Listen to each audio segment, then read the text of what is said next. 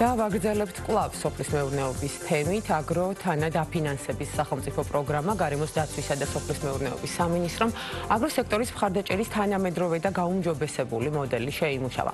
პროგრამის მიზანია ერთიანი ინტეგრირებული, გამჭვირვალე და შედეგზე ორიენტირებული სისტემის ჩამოყალიბება, იგეგმება თანამედროვე ინსტრუმენტებისა და მექანიზმების დანერგვა, ასევე განვითარდება მონაცემთა ბაზები და გაძლიერდება მონიტორინგის სისტემები. სექტორის მდგრადი განვითარებისა და ქვეყნის სასურსათო უსაფრთხოების გაძლიერებისთვის განსაკუთრებული ყურადღება აგროსაქმიანობის კომერციალიზაციის გაძლიერებას დაეთმობა. რას ითვალისწინებს სექტორის მხარდაჭერის ახალი ხედვა, როგორ განხორციელდება ის პრაქტიკაში და რა შედეგზეა ორიენტირებული, დეტალებით ჩვენი სტუმარია ლაშა დოლიძე, გარემოს დაცვისა და სოფლის მეურნეობის მინისტრის მოადგილე. ბატონო ლაშა, მოგესალმებით, დიდი მადლობა სტუმრობისთვის. საქართველოში სოფლის მეურნეობის განვითარების ახალი მოდერნიზებული ეტაპი იწყება და სწორედ ამ ახალი ხედვის და გეგმის ნაწილია პროგრამა, რომლის პრეზენტაციას დღეს გაიმართა. საინტერესო იქნება ჩვენი მაყურებლისთვის უფრო დეტალურად ჩავშალოთ, თუ რას მოიცავს, რას ითვალისწინებს, რა საჭიროებებს და გამოწვევებს პასუხობს და რა მიზნებზეა მომართული, რა თქმა უნდა.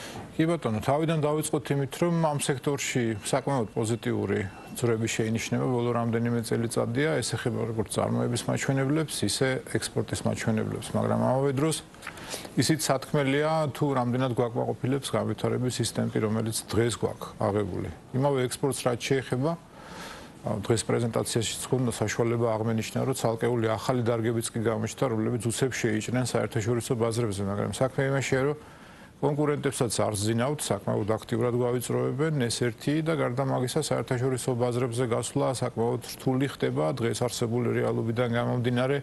მხედველობაში მაქვს ლოგისტიკური სირთულეები, ენერგეტიკული სირთულეები, სატარიფო პოლიტიკა და ზოგადად პროტექციონიზმისკენ აღებული კურსი ბევრი ქვეყნის სხვათა შორის. ეს ერთი ელემენტი.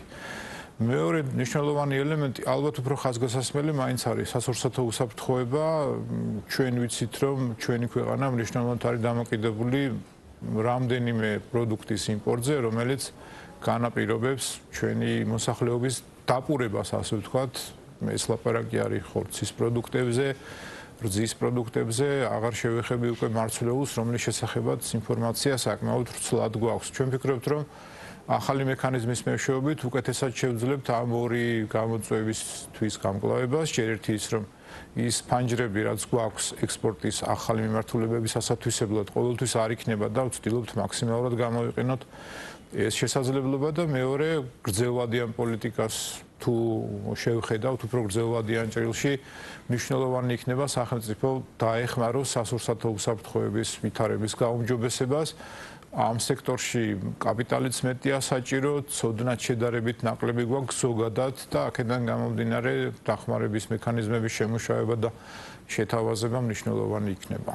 პრიორიტეტული სექტორების იდენტიფიცირება რომ მოვახდინოთ საინტერესოა და ასევე პროგრამის ფარგლებში კრიტერიუმები, რაზე დაყრდნობითაც შეარჩევთ ამ სექტორს. რაც შეეხება პრიორიტეტულ სექტორებს, დაფინანსების ძველ სქემაში არსებული სექტორები დარჩა, ოღონდ აქცენტები გაესვა შედარებით ახალ მიმართულებებს. აქ აღსანიშნავია სასაკლაოების მოდერნიზაციის და ახალი სასაკლაოების მშენებლობის ხელშეწყობის კომპონენტი, როგორც საკუთრივ კომპონენტი. სასაკლაოები ფინანსდებოდა როგორც ბიზნეს გარკვეული ბიზნეს სუბიექტების ერთობლივება, მაგრამ ეხლა ხაზგასმულად ვაფინანსებთ ამას როგორც ცალკე მიმართულებას სპეციფიკურს. გარდა მაგისა, მინდა ხაზი გაუსვა აკვაკულტურის მიმართულებას, ესეც ფინანსდებოდა, თუმცა ესეთი პროგრამული პრიორიტეტის სახით ეხლა იკვეთება. მე იმას ვერ ვიტყოდი, რომ ეს პრიორიტეტები აბსოლუტურად ჩამოყალიბებულია, მაგრამ აქეთკენ სლაგეზე უკვე აღებული გვაქვს და ეს პროცესი მალე ალბათ შედეგს გამოიღებს. გავაძლიერებთ დაფინანსებას მეცხოველეობის მიმართულებით და ზოგადი სქემის თვალსაზრისით შეიძლება ისე თქვას, სიმარტივისთვის აგიხსნით ქართველ მეწარმეთა აგრარულ სფეროში დასაქმებულ მეწარმეთა უმრავლესობას ახსოვს ბევრი პროგრამა, რომელიც აფინანსებდა საქმიანობის ამა თუ იმ სფეროს სხვადასხვა საფინანსო ინსტრუმენტის მეშვეობით. ჩვენ უბრალოდ შევეცადეთ ეს სხვადასხვა საფინანსო ინსტრუმენტები ერთი ქოლგის ქვეშ მოგვექცია, გამოგვიყო დაფინანსების საგანი, რაც არის ერთი კონკრეტული ფერმა, ან ერთი კონკრეტული მიწის ნაკვეთი, ერთი კონკრეტული პროექტი და მის თანამედროვე დონეზე მოწყობას რაც სჭირდება, იმისი სტანდარტული ხარჯთაღრიცხვისა და ამის გასაკეთებლად საჭირო მინიმალური კრიტერიუმების ჩამოყალიბებით შევადგინეთ სტანდარტული ბიუჯეტები, რომლებიც დროთა განმავლობაში აქ თქვენ ახსენებდით ფასების ცვლა საერთაშორისო ბაზარზე, ამას მივადევნებთ თვალყურს და ამას თანდათანობით ბიზნესთან კონსულტაციაში მუდმივად რეგულარულად შევცვლით. იქნება ერთიანი დაფინანსების ჩარჩო, ყველას ეცოდინება, რომ გარკვეული პროცენტით სახელმწიფო შემოდის პროექტის მოწყობის მთლიან საქმეში. და ბიუროკრატიულ პროცედურებსაც ალბათ გაამარტივებს ეს ყველაფერი და წვდომაც უფრო მარტივი იქნება. ჩვენ ამისი დიდი იმედი გვაქვს და ვფიქრობთ, მაგ მიმართულებით რამდენიმე მნიშვნელოვანი ნაბიჯი გადავდგათ, უკვე ითქვა იმის შესახებ, რომ ფერმერთა რეესტრი 1 ივლისიდან უნდა ამოქმედდეს. ჩვენი აზრით ეს აქეთკენ გადადგმული მნიშვნელოვანი ნაბიჯია, იმიტომ რომ ამ ფერმერთა რეესტრში ბევრი პროცესი უკვე ავტომატიზებულია და მაქსიმალურად იზღუდება ქაღალდებით სიარულის აუცილებლობა, პროცესების ელექტრიფიკაციას, ვთქვათ, ციფრულ პლატფორმებზე გადაყვანა კარგი იქნება და გარდა ამისა ეს დაგროვილი ინფორმაცია, რომელიც უკვე მზასახით შეიძლება გადამუშავდეს და მე გამოიყენოს იმ ხალხმა, ვინც უკეთესი პროგრამების დაგეგმაში მიიღებს მონაწილეობას. მცირე, საშუალო თუ მსხვილი ფერმერები თუ არის დაპრიორიტეტებული პროგრამის ფარგლებში, ვთქვათ, ის ექნება წვდომა უფრო. კი ბატონო, იცით რა არის, გააჩნია სექტორს, გვაქვს სექტორები, სადაც თავისი არსით წვრილი ფერმერები არიან. მაგალითად, მეფუტკრეობის სექტორში ადრე დაფინანსების ქვედაზღვარი 7500 იყო.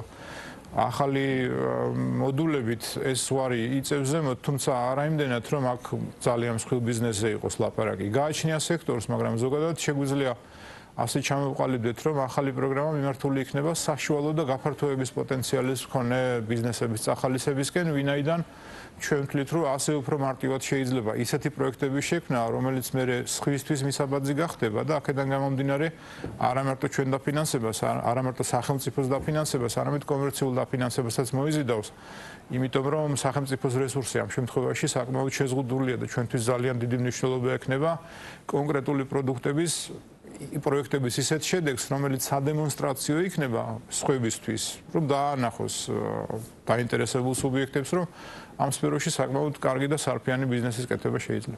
ბატონო ვაშა, პროგრამის ჯამურ ბიუჯეტზე თუ არის საუბარი, ვთქვათ, აი წლიურ ჭრილში, ვთქვათ, რა მასშტაბში მოექცევა? იცით როგორ არის, ჩვენ ვარაუდობთ, რომ მთლიანად სოფლის განვითარების სააგენტოს ბიუჯეტი ფინანსთა სამინისტროს მიერ განსაზღვრული დაახლოებით 300 მილიონი შეადგენს წლიდან წლამდე.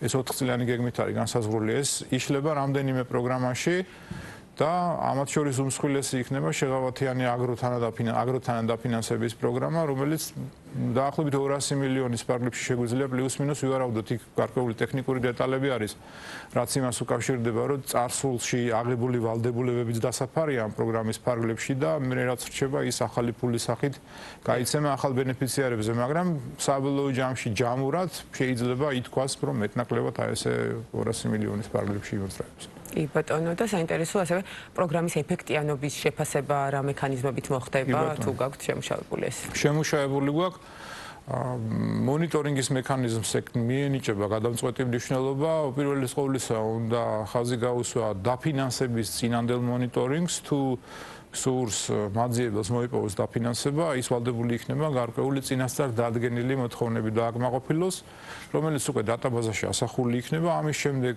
სააგენტოს, სოფლის განვითარების სააგენტოს წარმომადგენელი ჩავა ადგილზე და დარწმუნდება იმაში, რომ წარმოდგენილი ინფორმაცია ნამდვილად შეესაბამება რეალობას ველზე. ანუ მზად არის თუ არა ბიზნესი, აქვს თუ არა შესაბამისი ფართი, არა აქვს დავალიანება სახელმწიფოს წინაშე, მოწყობილი აქვს თუ არა სათავსოების შესაბამისად და ასე შემდეგ და ასე შემდეგ. ეს ნუსხა საკმაოდ ვრცელია, მაგრამ ვფიქრობთ, ვიმედოვნებთ, მეტნაკლებად გასაგებად იქნება ჩამოყალიბებული.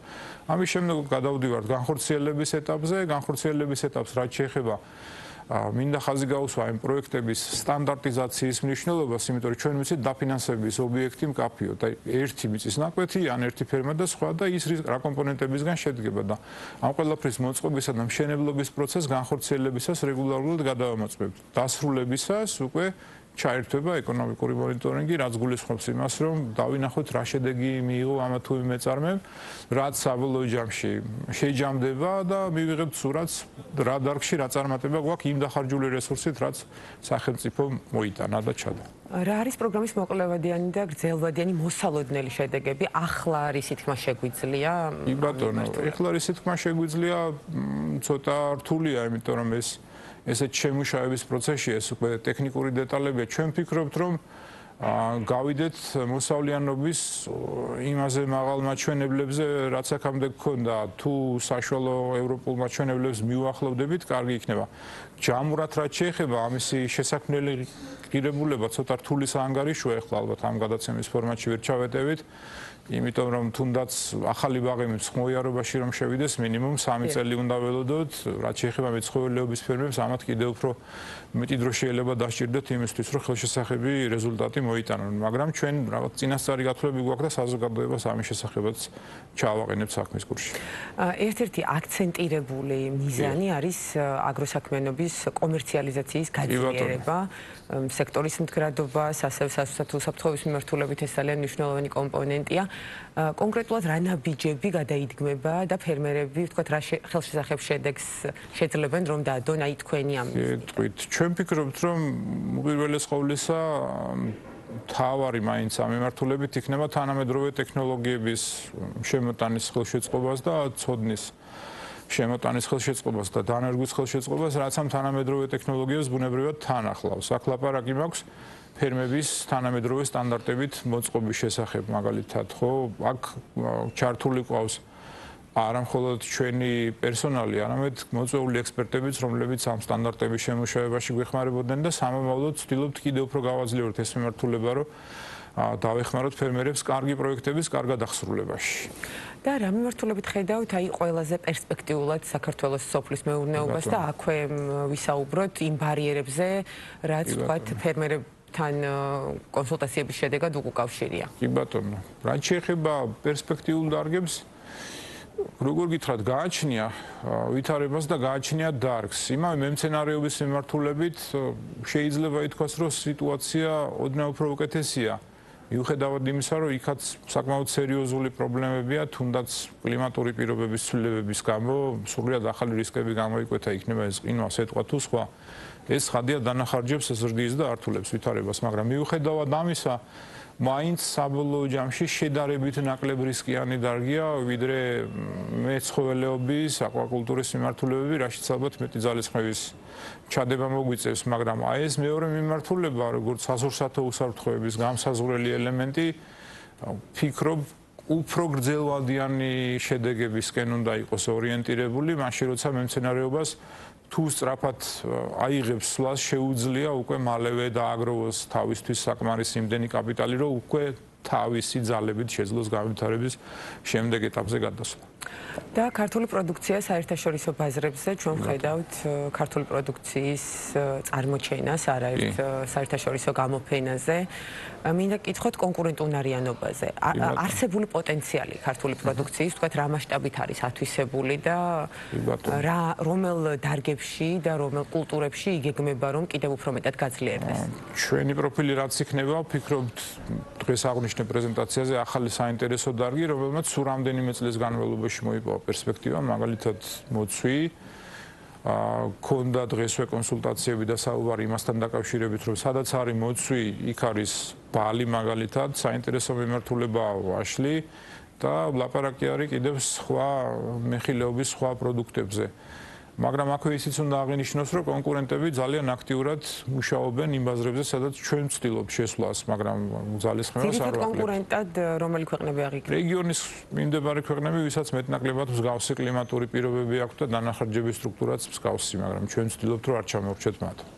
კი ბატონო, და ბოლოს შეჯამების სახით რომ ვთქვათ, სახელმწიფოს მხარდაჭერა ბუნებრივი არის უმნიშვნელოვანესი, მაგრამ ასევე კერძო სექტორის მზაობა და ვთქვათ, ფეხის აყოლა იმ მიდგომებზე, რაც აქვს სახელმწიფოს არის უმნიშვნელოვანესი, სწორედ ამ ნაწილზე გავამახვილოთ ყურადღება, რამდენად ხედავთ თქვენ მზაობას ამ მიმართულებით? კი ბატონო, მზაობას ხედავთ, ვინაიდან ის კონსულტაციები, რამაც საბოლოო ჯამში ახალი პროგრამა შეგვაქმნევინა, მრავალი თვის განმავლობაში მიმდინარეობდა და გაგრძელდება კიდევ დარწმუნებული ვარ, რა ვიცი, ყველა მოწადინებულია იმისკენ, რომ საბოლოოდ საქმე გამოვიდეს. ერთი ასპექტი მინდა კერძო სექტორთან თანამშრომლობით ვახსენო, თანამშრომლობაში ვახსენო, კერძოდ ის, რომ მნიშვნელოვანი პრობლემა თანამედროვე ცოდნის დეფიციტი.